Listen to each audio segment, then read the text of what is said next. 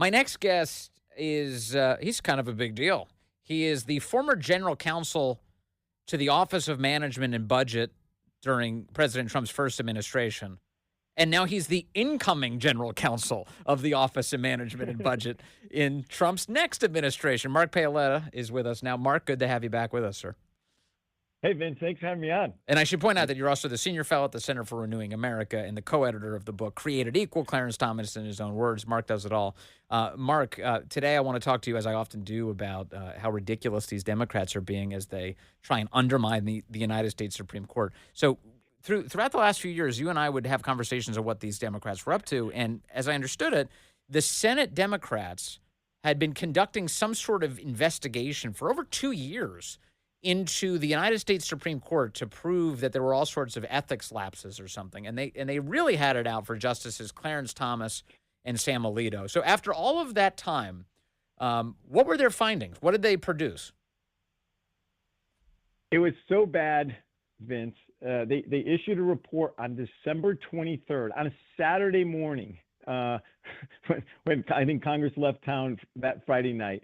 It was such a dumpster fire of lies and smears on the justices, and they even went after Justice Scalia in it.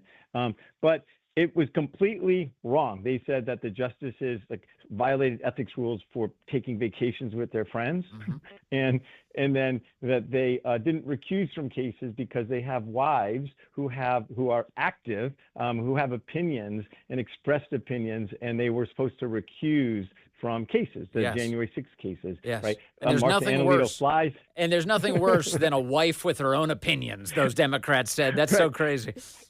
Right, and flying a flag, the Appeal to Heaven flag, which flies outside my home, is somehow, Sam Alito has to recuse from the cases.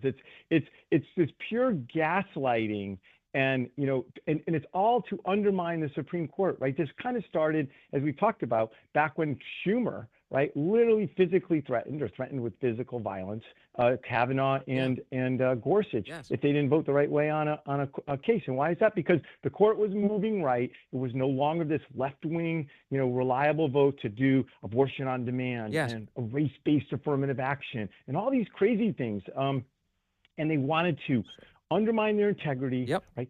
Scare them. And of course, they did have assassination attempts on justices. Well, speaking of that, I mean, we're talking about the Senate Judiciary Committee. So if there are threats to the judiciary, isn't that the kind of thing that Senate committee should investigate? Yeah. In fact, it was shameful. Both them, right? Both the Senate Democrats and Merrick Garland did nothing when you had protesters, right, which is against the law to go outside of a justice's home to intimidate them. And they did it to Justice Thomas. They did it to Justice Kavanaugh. They did it to all the conservative justices. Didn't do it, of course, to the liberal justices. So they didn't care, right? And so that's what's shameful about it. The other thing, of course, is, as I always like to point out, this idea of recusals, right, and conflicts of interest, right? The justices have an ethics code. They abide by an ethics code. The executive branch has an ethics code that I abide by when I'm in there, right? It's a criminal provision in the executive branch. But lo and behold, the Senate does not have an ethics code, a recusal code or law that applies to them. And in fact, Whitehouse and Durbin, and I've written on this, have repeatedly helped their spouses with official actions, help their spouses' clients, but their wives are consultants and the like, and they have taken official actions repeatedly. So it's at the height of sort of the chutzpah of these guys to be going after two honorable people, in particular, as you said, Justice Alito and Justice Thomas, two of our greatest justices. So the report produced no meaningful headlines of any kind. It was released on December 23rd. You've worked in and around government for a while, Mark. If you had a gangbuster report that you really wanted to release and get a lot of attention, would you release it on December 23rd? Is that a good idea? They released it like at 7 a.m. in the morning. I was having a cup of coffee, and somebody sent me this, and they hadn't even released the report. They gave it to, I think, maybe the New York Times that wrote some lame story on it. And the crazy thing, Vince, is that they cite the most non-credible sources. Fix the Court, you've heard about this left-wing group where their own executive director, Gabe Roth, failed to file to disclose he was lobbying the Congress. Like, he had his own ethical issues.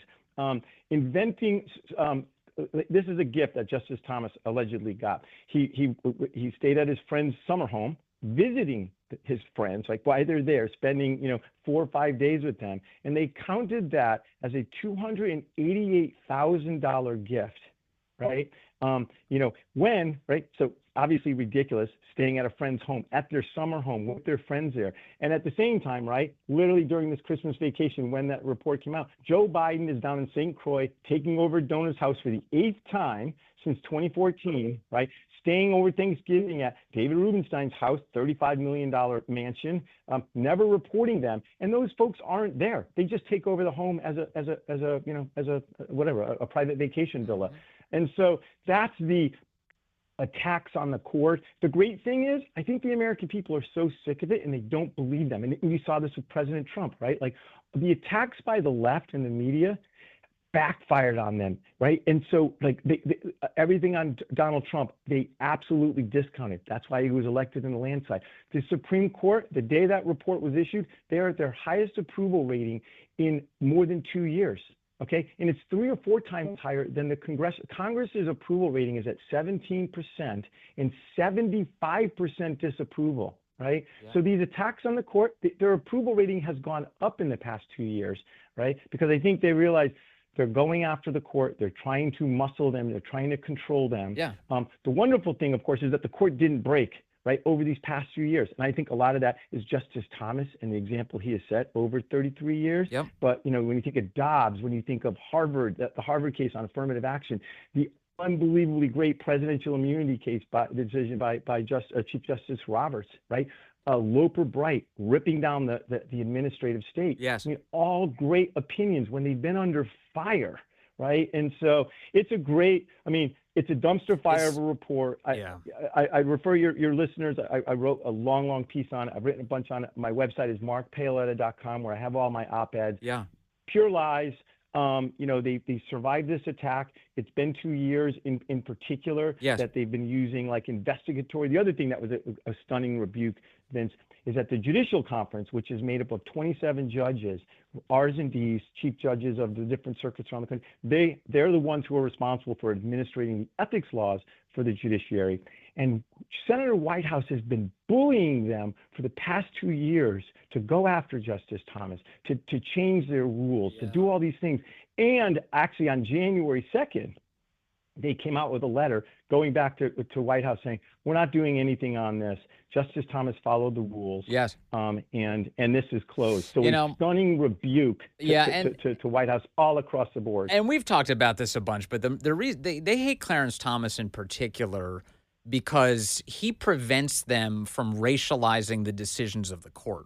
That's why they hate him the most, because the left has always used race as a cudgel. And so if a decision doesn't go their way, they figure out a way to claim that it's racist. But their problem with Justice Thomas is, first of all, he's brilliant, so they can't outrun him.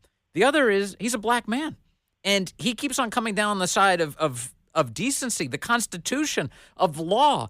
And they don't know how to attack these decisions because they only have a limited number of arrows in their quiver. And so Justice Thomas outrages them because he defangs one of their core attacks. Yeah, and you know what? He's our greatest living American. He's our greatest justice of all time, and he's just been like a rock, right? Yeah, and that's the thing. They've been after him for 33 years. They want to destroy him because he's this black conservative who stands up to him and doesn't break, and he infuriates him. And here's the kind of the secret, right? But it's really hidden in plain sight. But Black Americans agree with Clarence Thomas on all the issues, right? From affirmative action to voter ID to defund the police to even third-term abortions, right? Third trimester abortions. It's the Black liberal leadership that is way out of sync, right, with the progressives and do not represent the Black community, and that's why they hate Clarence Thomas. That's really why the Black leadership, because they get to run their grift on all of these issues, when in fact, and you saw it in the elections, right? Black Americans voted for Donald Trump because of those issues, right? On all those issues, crime, right? Locking up criminals, deporting illegal aliens, not inventing new rights for people, who are illegal aliens. So It's so encouraging to me Yeah. that this Senate investigation absolutely created. Remember, Vince, they were going to pack the court. They were going to add justices to the Supreme Court to literally control the opinions of the Supreme Court, right? That completely cratered. And I do think the American people, that was part of the election in November. Yes. And they absolutely rejected the Democrats' assault on the Supreme Court. Well, Nothing about ethics. These are ethical people. It's the Democrats, right, in the Senate. Joe Biden. Think about that, right, in terms of the projection, even on this Alito story about, Donald Trump calling him for a job reference. That's like completely normal conduct. Yeah. But guess what? You have Joe Biden, right, helping his son, his grifter son, lying about it for years, literally photos coming out showing he's actually meeting with these business associates, and then he pardons his son. And they're talking about a phone call between Trump and Alito. So let me, I want to break this down a little bit for people because I wanted to ask you about that. So this is the big new ridiculous scandal that they're focusing on the court with. Justice Alito has a former law clerk by the name of William Levi. William Levi. He's a friend of mine. He's a friend of yours. Okay, so this you have more perspective on this. William Levi is applying for a position. He's being considered for a position in the Trump administration. So, if you're listing your references down, like, hey, who are you going to put down as your references? Obviously, if you worked for Justice Alito, he's one of your references, so long as you still have a good relationship with the guy. And so William Levi says, okay, Justice Alito, one of my references. So President Trump, doing his due diligence, reaches out to Justice Alito to say, what do you think of this guy, William Levi? That's as simple as it gets. And the left is saying, well, Trump has business before the United States Supreme Court this week because he's raising this appeal about what's going on in Manhattan as they try and sentence him tomorrow. And so, therefore, this is a conflict of interest, they're screeching. He's not allowed to do this. How do you break it down, Mark?